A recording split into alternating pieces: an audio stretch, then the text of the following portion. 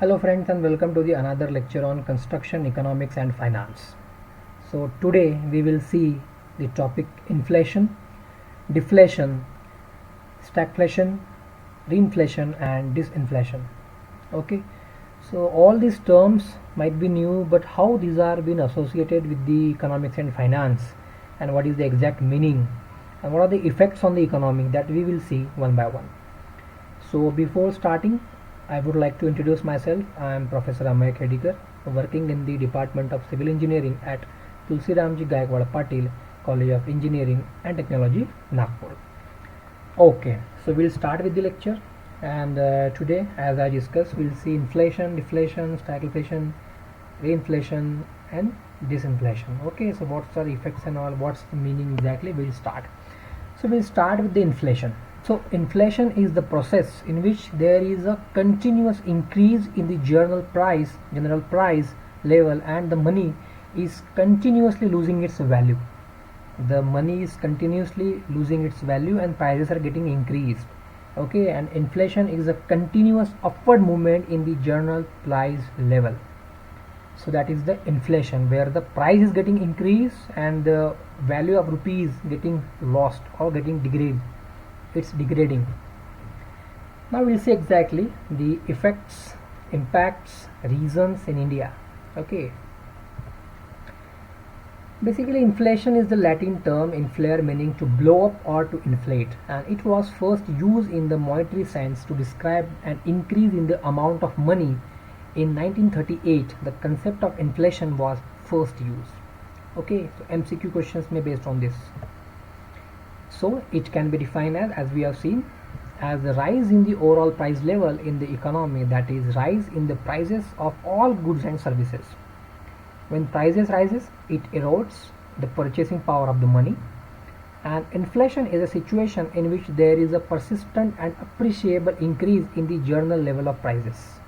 Okay, more, inflation is the greatest economic concern which has gripped India into its jagged tentacles. India has been plagued by the disease of inflation since 1950s, but it has started showing the prominently harmful symptoms and ill effects in 1991, post-liberalization. Kick-started by the fiscal crisis in 1991, marked by deficits in government finance and devaluation of a rupee.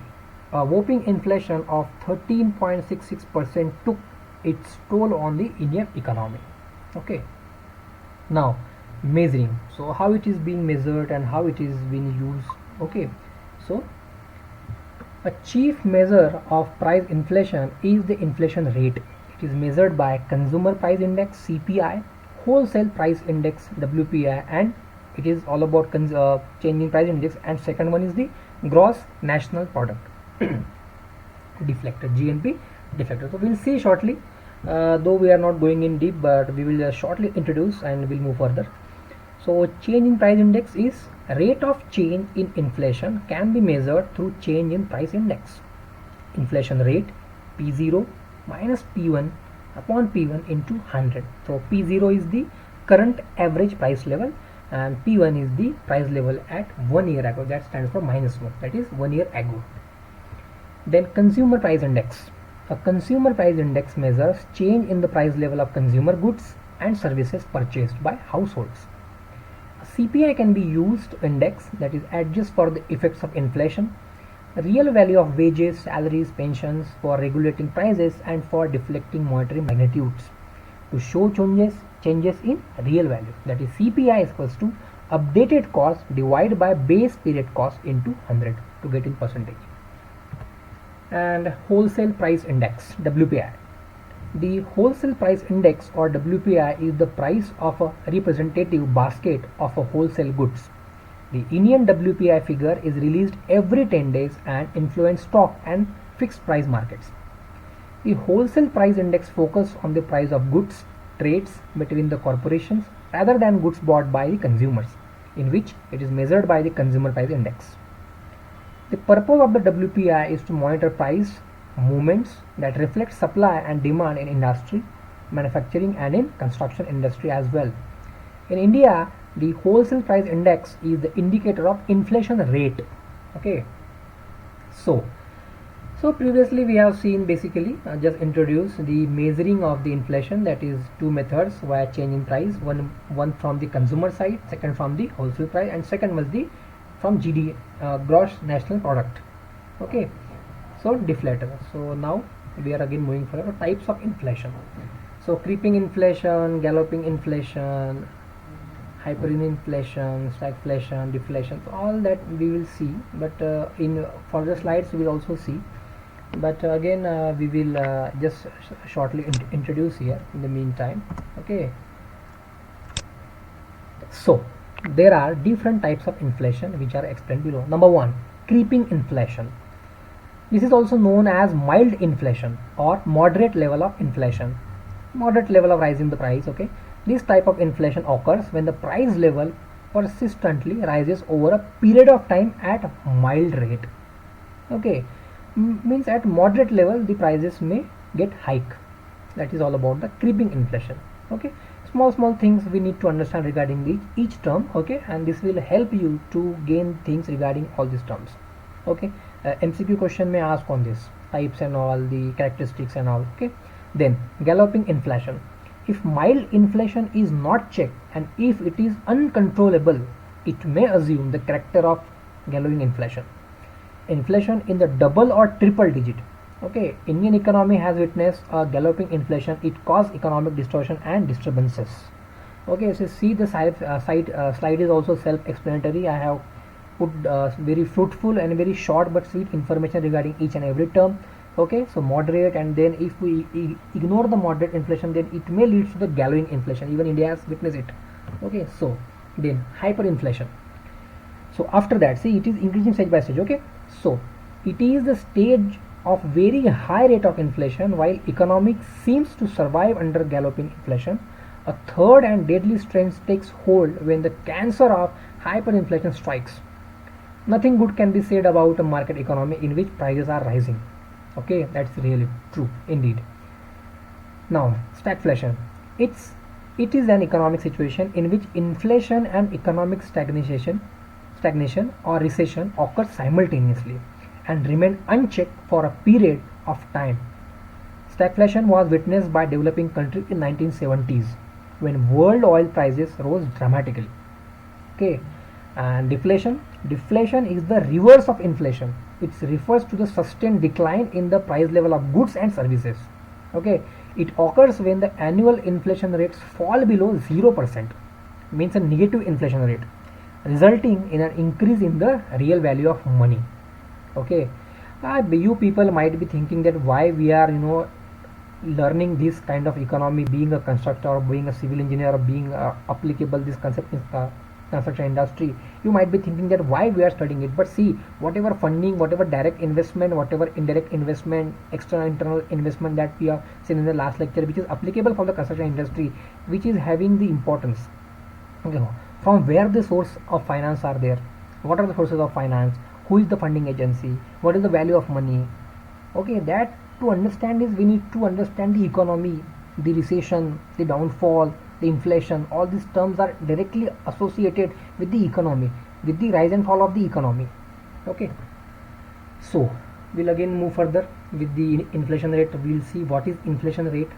Okay, so let's say an example of the rate at which prices of everything go up, called rate of inflation. Okay, that we have seen. For example, if the price of something is Rs 100 this year and next year the price become approximately 104, then the rate of inflation is 4%.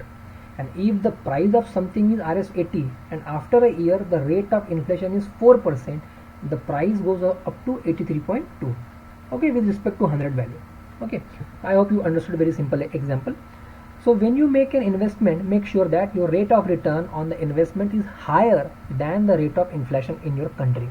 In our country, India, for the year 2005 and 6, the rate of inflation was 4%. Okay, so just now we have seen that India witnessed that inflation in 90s. So what are the reasons? Let's have a case study. Okay, reason of inflation. In 1990s, it is widely described in general as price stability era all over the globe, barring some external factors like bout of increase in international oil prices and natural disasters like drought, flood, showed an ebbing trend. So due to these some natural disasters and due to the prices are increasing, which is not having the control. That's why it is been having the effects in early 90s. The main problem of inflation come in head in August 1990 when Iraq invaded Kuwait and the prices of oil doubled in the international market. Trade deficit, import exceeding exports in 1991 rose to 15,600 crores. Therefore, India borrowed funds from International Monetary, the IMF. Okay, the first half of India's fiscal 2002 and 3 beginning April 1, 2002 witnessed uptrend in the inflation largely due to number 1 increase in the oil prices twice during the year of period, adverse impact of the drought on agriculture products leading in increasing prices particularly of oilseeds and edible oils. Okay, and at the end of fiscal 2002 and 3 inflation was 3.3 percentage points. In a light of overall variation in wholesale price inflation, the inflation in fiscal 2002 and 3 was dominated by non-food items unlike preceding years as per RBI's report. So defense expenditure official skyrocket also 4 times from rupees 16,347 crores to 65,000 crores in the budget of 2002-3. Okay, you can see the entire sectors which are highly affected due to inflation. Food sector, 42.8, then non-routine, then other sector, durables, clothing, education, transport, health, housing. All these are sectors are very badly affected due to the inflation. Means rise in the prices, goods and services. That is inflation.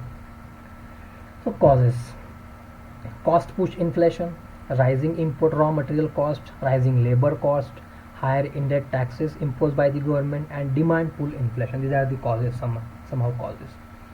Now we will see the effects. Okay, so in the effects we will consider all kind of industries. In the last lecture we have considered only construction sector, but now we will consider all the things.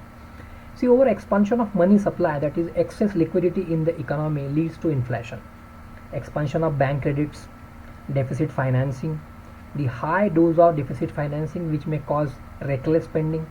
A high population growth leads to increase in demand and money income and cause a high price rise. Excessive increase in the price of fuel or food due to political, economic or any other natural reasons. Western economics like us are consuming on a massive scale, leading to huge trade imbalance. As government has reduced protection and subsidies on agriculture, that results into high cost of energy, which directly translate into high cost of cultivation and therefore high prices of output. The problem of inflation is directly linked to the price of crude oil imported by our country, India. 70% of oil needs are fulfilled through imports only. That's the big problem basically. Now effects on bank, effects on airline industries, effect on automobile industry, effect on IT companies. All these are the effects of the inflation. Okay, so inflation concern remains high, with the finance ministry official indicating the rate could go up to 13% in a year term. Okay, then the RBI may go for further monetary tightening in the light of rising inflation. In the airline industry also, one major issue of cost aviation turbine fuel, job cuts in airline industry. In automobile sector also suffering because of soaring raw material prices. Then two-wheeler sector is especially suffering as banks are not availing trend of fearing delinquencies. IT companies also, companies like TCS and other companies warn their employees that non-performance won't be tolerated. Companies like Wipro and Sunderland may cut down incentives as per perks. So Patni Computers also handed the pink slip over 400 employees for non-performance. Alright, so those are the effects. So it is also widening the gap between rich and poor. Okay, inflation in the country creates a breeding ground for the spatial upheavals. Inflation redistributes become and wealth in the favor of rich and black marketers. The rich and business class gets ample chances for making profit, while poor indirectly suffers the social sin done by rich. You can see the image, it's clearly showing it. The rich and business class get ample of chances, but poor won't get ample chances, but it is suffer by the social sins done by the rich people. Okay, now measure to control this inflation. You can see this is very painful image where high income person is sitting with the safety of the rain, where middle class, and see you can the lower income person which is dying almost. Okay, is really a heart touching picture that self describe the effects on the economy and the common man, right from businessman, middle class to lower class. Okay, with the increase in the price, high income person won't get affected, but the middle class and the lower class will affect, especially the lower middle class and lower class. So there are broadly two ways of controlling inflation in an economy: monetary measures and fiscal measures. What are monetary measures? The most important and commonly used method to control inflation is monetary policy of the central bank. Most central banks use high interest rates as the traditional way to fight or to prevent the inflation. So monetary measures used to control inflation include bank rate policy. Okay, and it is used as a main instrument of monetary control during the period of inflation. The central bank raises the bank rate, the increase in the rate increases the cost of borrowing, which reduces commercial banks borrowing from the central bank. Consequently, the flow of money from the commercial bank to the public get reduced. Therefore, inflation is controlled to the extent and it is caused by the bank credits only. In cash reserve ratio CRR, to control the inflation, the central bank raises the CRR, which reduces the leading capacity of the commercial banks. Consequently, flow of money from commercial banks to public decreases. In the process, it halts the rise in the prices. Open market operations refers to sale and purchase of the government securities and bonds by the central bank. To control inflation, central bank sells the government securities to public through the banks. And regarding the fiscal measures, basically it is financial. Okay, fiscal means financial, economical, regarding government taxes and all. So it comes under to control inflation include decrease in the government expenditure and delay in the payment of old debits and taxation. Okay, the government can also take some protectionist measures such as banning the export of essential items such as pearls, essentials, oils to support the domestic consumption, encourage imports by lowering duties on the import items. Okay, other measures like increase in the production, provision of subsidies on the products, proper commercial policies, imposing direct control on prices of essential items, encouragement to savings. Okay, so measures taken by the government in order to decrease or to control the inflation. Government has reduced import duty on skimmed milk powder, petrol and diesel, custom duties on crude oil. As a part of monetary policy review stance, the RBI has taken suitable steps to maintain its growth without provoking the price rise. Headline inflation as measured by wholesale price index has been above the 9% mark since December 10 and stood at 9.22% in July. Food inflation stood 9.8% in mid-year. The government has under attack from various quarters over sustained inflationary pressures. In its annual report of the RBI further said inflation is likely to stay elevated at least till the third quarter of the current fiscal before falling 7% by March 12. It's basically case study I am dealing. It was the past data. Okay, RBI's role. So as the entire banking system is governed by the RBI in our country, so what will be his role of RBI? The Reserve Bank of India has tightened liquidity by raising the interest rate. It currently stands at 8.5%. In India, RBI uses repo technique for increasing or decreasing liquidity in the market. The RBI takes into account the important concern of balancing the targets of controlling inflation and keeping up growth and employment generation. The fiscal deficit as a percentage of GDP was 6.4% in 2009-10. In 11-12, this was brought down to 4.7%. This year target of 4.6% has been set.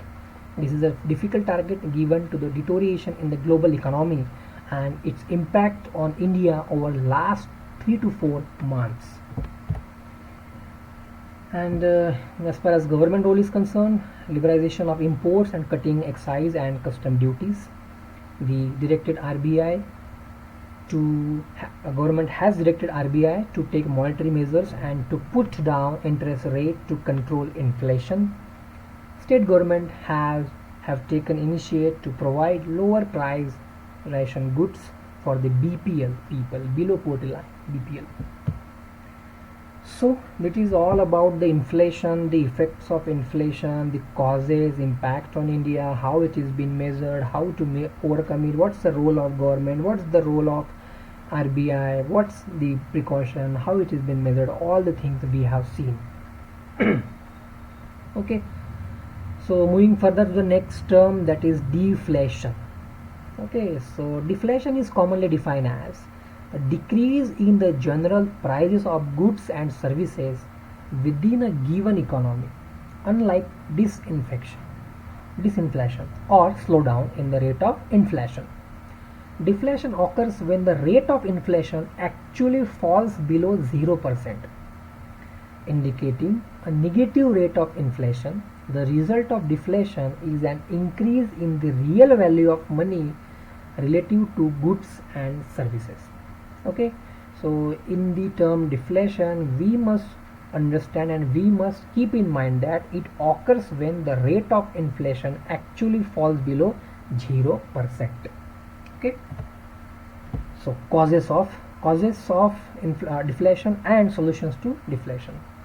Deflation is commonly caused by fall in the aggregate demand or increase in supply of goods, services, and a lack of money supply. When prices react by falling even lower, consumers tend to curb their spending until prices touch the bottom. Unfortunately, this leads to less production at factories, less investment, and so-called deflationary spiral. An example of this occurring in the US Great Depression, where the demand for goods fell at same time saving increased and the money supply was reduced. While such saving would seem positive, deflation can lead to a transfer of wealth away from borrowers, which most people are, and can cause inefficient investment due to confusing pricing signals.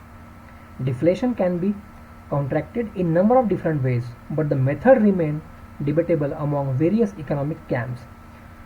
At the heart, injecting more capital into an economy will generally reverse deflation, since it addresses the only controllable part of the equation. This can be done in many ways, including most recently so-called quantitative easing approach. Okay. So deflation is commonly defined as decrease in the general prices, goods and services with a given economy. Deflation is commonly caused by fall in the aggregate demand, increased supply of goods and services, and deflation generally causes stock to decline, government bonds to increase, and corporate bond and potential. These are the easy takeaway points from deflation, or these are characteristic, or these are the points to understand, to keep in mind. Okay, so moving further, stagflation. Okay, so we have seen inflation, then deflation, now stagflation. Understanding stagflation. While we are perhaps overexposed to the term inflation, it would be interesting to understand the concept of stagflation in the context. So we have given more focus on inflation, causes, effects, and okay, so we'll now having exposure of stagflation.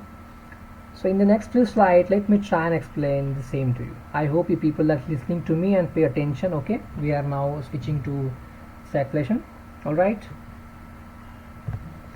Now, what is stagflation?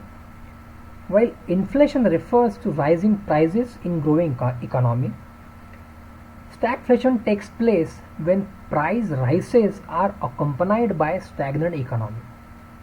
Thus, in stagflation, prices of goods rise, economy does not exhibit growth, hence employment and consumption both dwindle, while inflation, which seems to be making all the news, is bad, and stagflation is the lot worst. Okay, if the inflation is bad, then remember stagflation is the worst. Okay, the balancing act. In the same context, you will understand the role that RBI governor plays and the qualities of his role. While the RBI through its monetary policy aims to rein the inflation by increasing interest rate and CRR rates, it has to do a balancing act to ensure that the measures being enforced do not straggle economic growth and send the economy into stagflation. While this may not being such a big problem for an economy like India, which still has a sustainable growth potential in spite of the inflation. For countries' growth at 1% to 2%, the balancing act by the central bank gets extremely crucial to prevent the economy from slipping into stagflation. Okay, this is why we describe the Indian economy as being robust, based on the sound fundamentals of consumption potential, which is a sense hedge the economy from the force of stagflation. What is remedy for stagflation? Okay, removal of structural bottlenecks by introducing reforms would help unlock the economic growth potential. Along with introducing reforms, tightening of monetary screws by the central bank can further steer the economy out of stagflation. To sum up again, recession can be held at bay by lowering interest rate, while inflation is usually tamped by rising interest rates. Given the impossibility of pursuing both courses of action simultaneously, priorities comes into play. This is where the action of RBI becomes crucial. Historically, inflation has been considered the greater long-term economic menace and has therefore been dealt with first, but taking care that growth engine is not derailed, leading to stagflation. As our economic growth is based on strong fundamentals, we need not fear stagflation but need to overcome inflationary forces. Okay, and in conditions of slow economic growth and relatively high unemployment, a time of stagnation accompanied by a rise of prices or inflation, it occurs when the economy isn't growing but prices are which is not a good situation for country to be in. This happened to a great extent during the 1970s, when world oil prices rose dramatically, fueling sharp inflation in developed countries. For these countries, including US, stagnation increased the inflationary effects. Okay, you can see the right image where growth is 2% and inflation is 5%, which is very dangerous causes. As just we have seen, it is also dangerous. Imagine, okay, it's basically dangerous. Imagine a scenario which you have both sinking economy and runaway inflation. Many governments try to avoid stagflation through fiscal policy by promoting even a healthy growth of the attempting to prevent inflation. If the condition continue long enough, it will trigger the economic recession and ultimately self-correction. Basically, it's an economic trend which inflation and unemployment rises the general growth of the country and economy leads to slow down. It can be difficult to correct this trend because focusing on one aspect of the problem can exacerbate other aspects. Okay, slowdown in labor productive growth, the cumulative effects of several years higher than expected inflation, decreasing prices of raw materials leading to a downward shift of the short-term Phillips curve. Okay. Now, after that we'll see now the reflation. What is reflation? So, a fiscal or monetary policy designed to expand the country's output and curb the effects of deflation. Reflation policies can include reducing taxes, changing the money supply, and lowering the interest.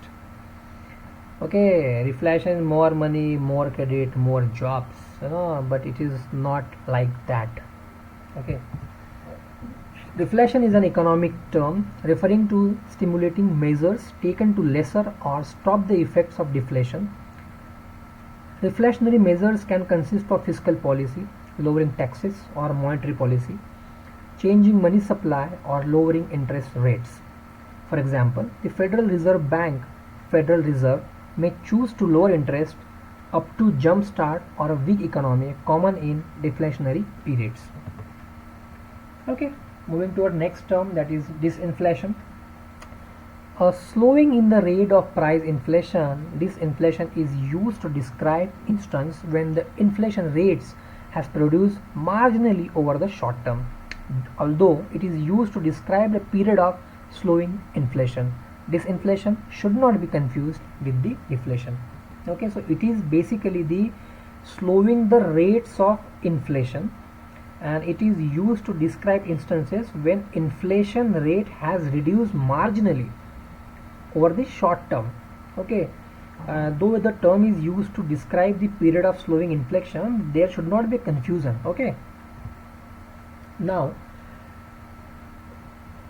disinflation is commonly used by the Federal Reserve to describe situation of slowing inflation. Instances of disinflation are not uncommon and are viewed as normal during healthy economic times, although sometimes confused with deflation. Disinflation is not considered to be a problematic cause. Prices do not actually drop, and disinflate does not actually signal the onset of slowing economy. So, it is not uncommon and as viewed as normal during the healthy economic times. Though sometimes confused with deflation, disinflation, it is not considered to be a problematic because prices do not actually drop, and disinflation does not actually signal the onset of a slowing economy. You can see that. Then recovery, again then boom, again recession, then again depression, sometimes great depression, then recovery, boom. Basically it's a cycle, and in the entire lecture series I am repeating the same thing, that it is a cycle and it is an equation of demand and supply.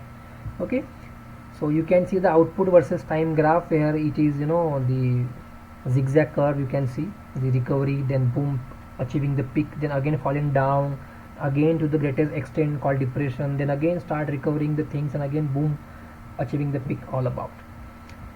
So thank you very much, students. I hope you have understood the terms whatever we have deal today, and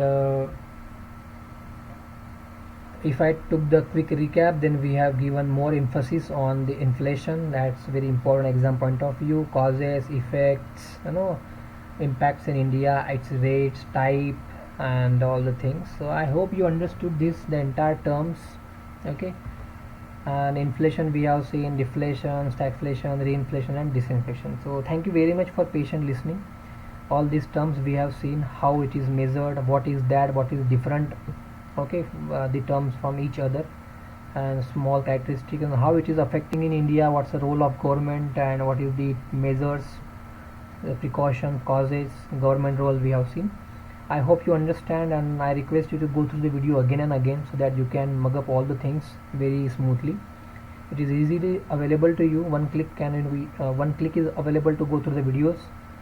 So thank you very much for patient listening, and we will meet again in another lecture. Thank you very much.